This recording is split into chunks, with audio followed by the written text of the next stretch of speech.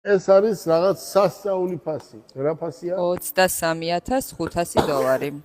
23,500. ესეთი ფასი არასდროს არ იქნება და არ ყოფილა. თქვენ გიყვართ ქუთაისი და ამიტომ მე ქუთაისში არ დაუბადებულ ვარ. თორე ქუთაისში ვარ გაზრდილი.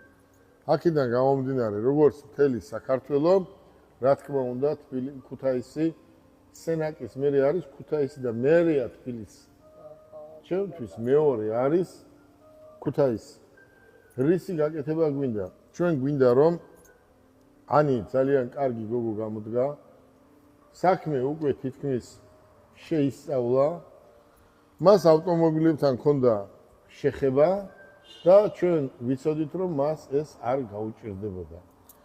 რომ მოხვალ ამ ცენტრში ცხოვრება მოგინდება. ისეთი დალაგებულია, დასუფთავებულია და ნებისმიერ მომხმარებელს გასცემენ სწორ პასუხს. ზოგიერთი შეიძლება ეუბნებოდეს, რომ თბილისში უფრო მეტი არჩევანია.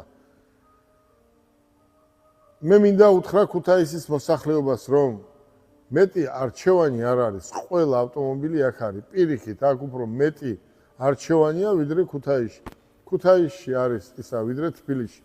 ქუთაისში ფასები დღეს ჩვენ რაც ვთქვით, ესეთი ფასი აწი არც ქუთაისში არ იქნება ერთი კვირის მერე და არც თბილისში. ეს უბრალოდ ქალბატონო ანი სიმბოლურად როცა ცენტრი გაიხსნა, ჩვენ უნდა ეს დავაანონსოთ, რომ ამას ვაკეთებთ. რაც შეეხება ერთი კვირის გაყიდულ ცენტრში არის 6 ავტომობილი გაყიდული და 3 დაჯავშნილი. ჩვენ ზუსტად ვიცოდით რა იყო საჭირო. ჩვენ ახლა კიდევ დღეს ხვალ გიორგი კიდევ აქ ბიჭებს ჩაუტარებს კონსულტაციას. გიორგი ამის არის თვითონ პროფესიონალი.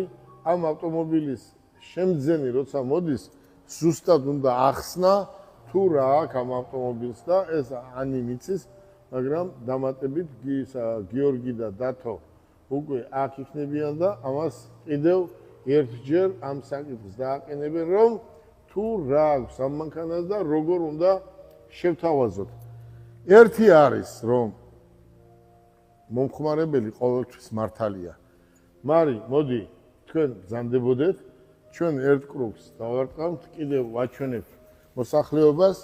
გახსოვთ, მე მინდა ქუთაისის მოსახლეობას უთხრა,